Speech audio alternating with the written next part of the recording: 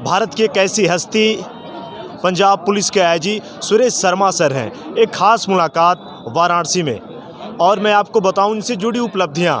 एक बड़ा नाम जिन्होंने काम किया है, भारतीय खेलों से लेके प्रशासनिक सेवाओं में जो इन्होंने काम किया है किसी से छिपा नहीं है। एक ख़ास मुलाकात पंजाब पुलिस के आईजी सुरेश शर्मा सर के साथ।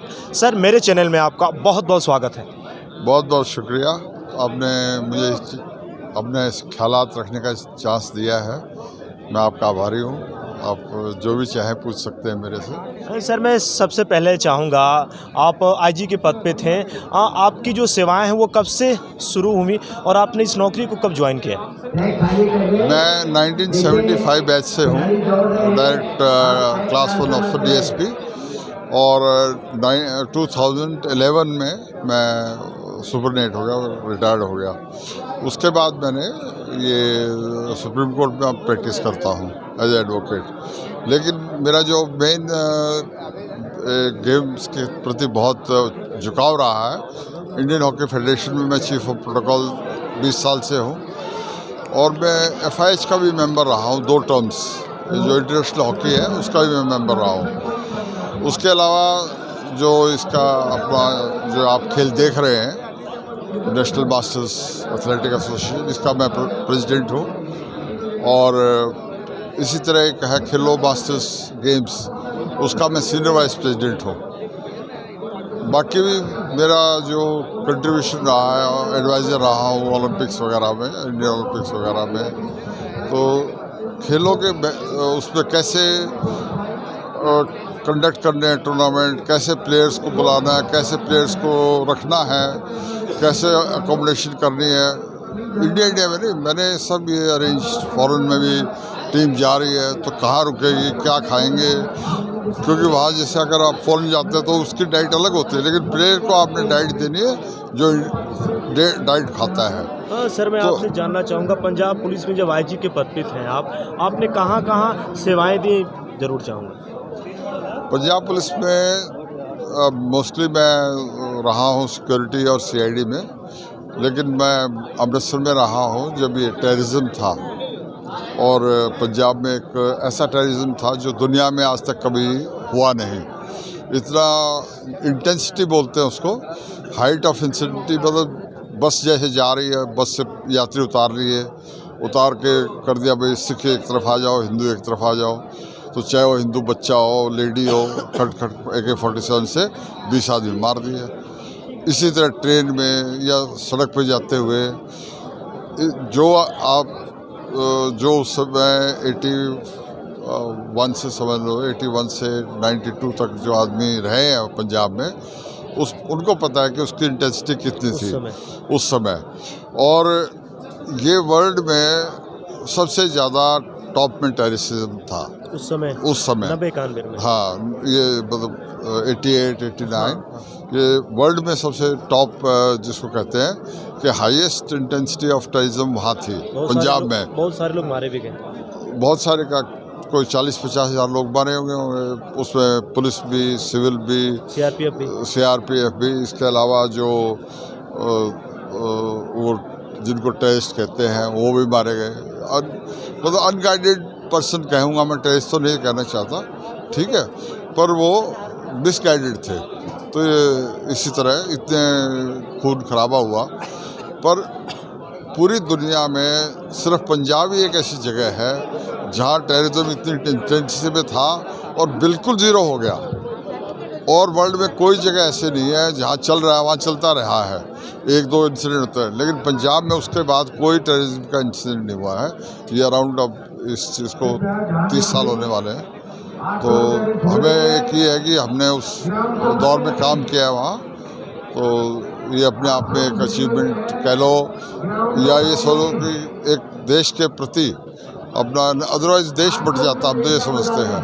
तो देश के प्रति अपना सब कुछ दिया है, वो हमारे अंदर एक भावना है, और हम उससे ईमानदारी से काम करते रहे हैं। के पद पे थे, कोई ऐसी घटना जो आपके जहन में हो जो अभी आप साझा करेंगे, और जो आपने अपनी सर्विस के समय किया हो, जो आपको आज भी अपने स्मृतियों में याद है, यार मैं इसे भूल नहीं सकता? घटनाएं तो बहुत होती है, लेकिन मैं आपको छोटी सी एक बताऊंगा। जैसे मिस्टर KPS गिल थे, तो मैं उनकी सिक्योरिटी भी देखता था। तो 1997 में world cup, junior world cup था, मिल्टन केन्स जगह है इंग्लैंड में, वहाँ पे था। तो उस टाइम इन्होंने जाना था क्योंकि इंडियन हॉकी फेडरेशन के प्रेसिडेंट थे, तो सारी फ़्लाइट वगैरह सब अरेंज हो गई थी। तो शाम को जाना था, रात की फ़्लाइट थी। तो शाम को 3 बजे हम दोनों कहीं जा रहे थे, तो मेरे को होम सेक्रेटरी का फ़ोन आया, बोला गिल साहब से बात करें। मैंने जी साथ ही बैठे हैं, तो मैंने उनको फ़ोन दे दिया। तो उन्होंने कहा भाई ये आप जा नहीं सकते, वहाँ जो ब्रिटिश गवर्नमेंट है उन्होंने सिक्योरिटी पॉइंट से आपको जाने से मना कर दिया, आपको सिक्योरिटी नहीं दे पाएंगे, इसलिए आप इंग्लैंड नहीं जा सकते। तो मिस्टर गिल ने कहा कि भाई मेरा जो सिक्योरिटी अफसर है सुरेश शर्मा, ये एक बार जाके वो जो स्कॉटलैंड यार्ड जो वहाँ के सिक्योरिटी का टॉप है इंग्लैंड का, उनसे जाके बात कर लेगा। तो बोले ठीक है, अगर इससे मान जाए। वैसे तो उन्होंने मना कर दिया है। तो उन्होंने कहा ठीक है, आज इनको मैं भेज देता हूँ इंग्लैंड और स्कॉटलैंड यार्ड से आप अपॉइंटमेंट कर दो। तो उन्होंने बात करी और उन्होंने कहा ठीक है।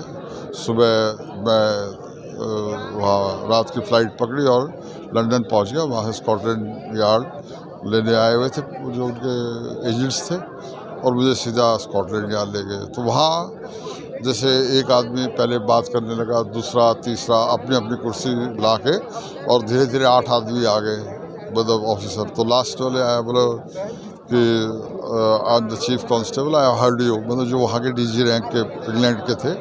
वो बोला मैंने आपकी सारी बातें इनसे जो हुई है सुना है, पर मैं एक चीज़ से इम्प्रेस्ड हूँ कि आपने कहा वहाँ ऐसे है, इस तरह की सिक्योरिटी है, जो स्टेडियम है उसमें पीछे एक लिफ्ट है, लिफ्ट से एक मीडिया बॉक्स है ऊपर, तो ये कैसे आपने कहा? मैंने कहा आप चल के देख सकते हैं। बोला हमें तो नहीं पता। मैंने कहा चल लो। तो वहाँ से हम अंडरग्राउंड जो बैठे गाड़ी में, कार में 2 गाड़ियाँ थी, उनमें 8-7 आदमी थे। तो वहाँ से आपको तकरीबन 1 माइल नीचे टनल थी और हम हाईवे पे निकल गए। हाईवे पे निकल के हम विदिन एन आवर वहाँ पहुँच गए। 90 माइल्स था वो जो मिल्टन केन्स था।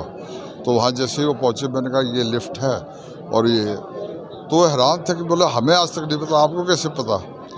तो मैंने कहा कि जो मैं कहता हूँ वो बड़े प्रूफ के साथ कहा आपको।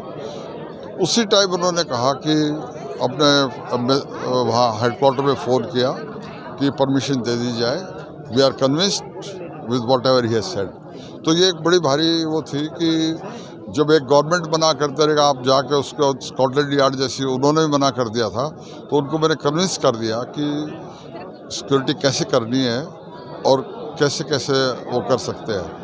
तो ये एक बहुत जो अपने प्रोफेशन में अचीवमेंट है, जिसको स्कॉटलैंड यार्ड है या KB जो भी कहते हैं, उसमें आप उसको कन्विंस कर दो, तो ये मैं अपने एक बहुत बड़ी अचीवमेंट समझता हूँ। सर बचपन की मैं अगर आपकी बात करूं, क्या बचपन में कभी आपने ऐसा सोचा था कि यार मुझे IG बनना है, या फिर घर के लोगों ने, माता पिता ने ट्रीट किया हो कि नहीं तुम्हें पढ़ना है, ये बनना है?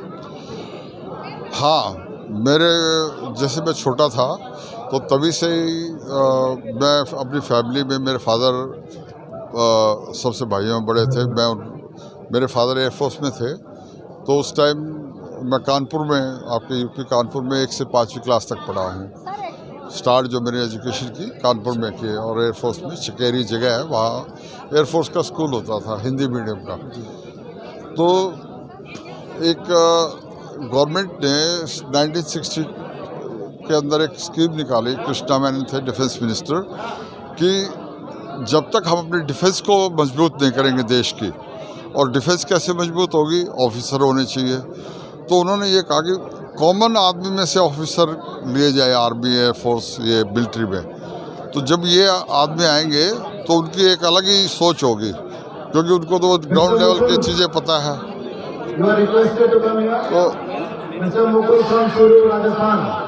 तो सैनिक स्कूल का ये 5 सैनिक स्कूल 1961 में VK Krishna Menon defence minister थे, उन्होंने 5 जगह सैनिक स्कूल खोले, जिसमें एक सैनिक स्कूल कुंजपरा था, कपूरथला था, रीवा, चित्तौड़गढ़ और त्रिवेंद्रम। ये 5 सैनिक स्कूल शुरू में खोले गए। अभी आजकल तो खैर वो हर एक स्टेट में एक सैनिक स्कूल है। और उस टाइम मैंने उसका एक कंपटीशन एग्ज़ाम हुआ, तो वो एक खुद की बच्चे की मतलब आजकल तो मैं समझता हूँ बहुत डिफरेंट सर्कमस्टांसेस है। उसके बाद सर आपकी जो अंतिम आपकी और क्वालिफिकेशन कहाँ से? तो वो सैनिक स्कूल में मैं 10 इयर्स का था और ये बोर्डिंग अकोमोडेशन थी, तो सारी जो ट्रेनिंग थी वो उससे मतलब एक मिलिट्री की ट्रेनिंग थी बचपन से 10 साल के बच्चे को। तो एक मुझे बड़ी नॉर्मल चीज़ लगती थी कि मिलिट्री, आर्मी, एयरफोर्स, पुलिस में जाना, और घर वालों को भी लगता था कि भाई कहीं भी जाएगा ये बड़ा अच्छा ऑफिसर बनेगा, क्योंकि एक तो आपको डिसिप्लिन आ जाता है, लाइफ में खुद को जीने का तरीका आ जाता है, क्योंकि फैमिली से भी मिलती है। फैमिली से मिलती है। और जो बच्चा 10 साल में जीने का तरीका सीख ले तो वो नेचुरली नौकरी भी उसको अच्छी मिल जाएगी, अपनी मेहनत करेगा, उसको पता है कि तूने अपनी ज़िंदगी अपनी तो जीनी है, औरों के लिए भी जीना है। तो ये जो मैंने बचपन से ही ये रखा कि मैं औरों के लिए भी जीऊँ, औरों के लिए कुछ करूँ। तो सर्विस में रहते हुए भी जो भी कोई हमसे किसी का भला हो उसका कोशिश हमेशा ये रही और किया। आज भी कर रहे हैं? आज भी कर रहे हैं, क्योंकि एक अपने लिए तो कोई भी कर सकता है। ऐसे कम लोग हैं सर जो कि आईजी के बाद सोशल वर्क से जुड़े या खेलों से जुड़े। ये अपना अपना नेचर है, अपनी अपनी सोच है। हमारी सोच ये है कि अभी जो हमने पाया है वो दुनिया ही से तो पाया, अब दुनिया को दो। जितना किस तरह एजुकेशन, मेरा एजुकेशन में भी बहुत इंटरेस्ट रहा है। मैं जैसे MSc फिज़िक्स करके ज्वाइन किया था। कहाँ से MSc किया सर? जोधपुर से। जोधपुर से मैंने BSc MSc किया। किस सन में? ये 1975 में। तो कॉलेज से ही मैं डायरेक्ट सेलेक्ट हो गया था DSP। तो उसके बाद मैंने एजुकेशन को भी नहीं छोड़ा। हालांकि मैं एक बड़ा अच्छा एथलीट था और चैम्पियनशिप वकील भी तो अभी है। तो मैंने सर्विस के दौरान MBA किया, लॉ किया, LLM किया, इस तरह अलग अलग पढ़ाई करता रहा। बाकी जो सर्विस में एक मैं 1983 में मतलब मनीला में ये एंटी हाईजैकिंग का फर्स्ट इंडियन हूँ जो एंटी हाईजैकिंग में 1 महीने की बाहर ट्रेनिंग करके आया था, फर्स्ट इंडियन। और उसके बाद मैंने ये सिविल एविएशन डिपार्टमेंट था जो ये सिक्योरिटी आज आप देखते हो, तो वो सेटअप करवाया। तो उसमें भी मेरा बड़ा भारी रोल रहा है इंडिया के अंदर। उससे पहले कोई सिक्योरिटी नहीं होती थी। तो ये एंटी हाईजैकिंग के लिए एक ब्रांच थी, तो मैं उस पर डेपुटेशन पे लिया गया था और पहला ऑफिसर हूँ जो बाहर उसमें इकाओ का होता है ट्रेनिंग, उस पर ट्रेन होके आया और यहाँ अपने आदमी ट्रेन किए। बहुत बड़ी बात की मैं बताऊं आपको, पंजाब पुलिस में अपनी सेवाएं दे चुका है जी सुरेश शर्मा सर। सर मेरे चैनल में इतना समय देने के लिए बहुत बहुत धन्यवाद। आपका बहुत बहुत धन्यवाद। कहानियाँ तो मेरे पास बहुत है, लेकिन शॉर्ट में या जैसे एक राइस अगर उबल रहा हो तो आप एक दाने से बता सकते हैं। तो अब हमने भी आप हमारा एक दाना ही दिखा दीजिए, वही काफ़ी है, समझ जाएंगे सब। धन्यवाद, बहुत बहुत धन्यवाद मेरी तरफ से सबको, जो भी दर्शक है प्यार, और जो भी किसी को मेरे से कोई हो सकता है काम हो तो मैं हमेशा तैयार हूँ आपके लिए। धन्यवाद। मेरे पास मैं जरूर आपके पास आऊँगा। जय हिंद। बिल्कुल आना, बिल्कुल। और भी जो भी किसी को किसी तरह का काम हो, पुलिस का, गेम्स का, जिसको भी अनजस्टिस हो रही हो, इसीलिए मैं जो सुप्रीम कोर्ट का ज्वाइन करने का भी मेरा एक ही मतलब है। पहले भी इन सर्विस, पुलिस सर्विस, किसी आदमी के साथ मैं देखता था कि अनजस्टिस हो रही है, उसको जस्टिस दिलाने की कोशिश करता। आज भी मेरा वही एम है कि हर आदमी को जस्टिस मिले, प्रॉपर सम्मान मिले, इज्जत से रहे और उस आदमी को ये लगे कि हाँ मेरी ज़िंदगी बहुत सही है। मैं ज़रूर चाहूँगा मेरे वीडियो को दे। ऐसे कम लोग हैं, भारत की बात करूं, इस भारत की धरा पे ऐसे लोग नहीं हैं, ना के बराबर हैं। मैंने इनसे बात किया, इनका आशीर्वाद मिला, मेरे लिए बहुत बड़ी बात है। मैं सपने में सोच नहीं सकता। मैं ज़रूर चाहूँगा मेरे वीडियो को देखें। जय हिंद, जय भारत, भारत माता की जय।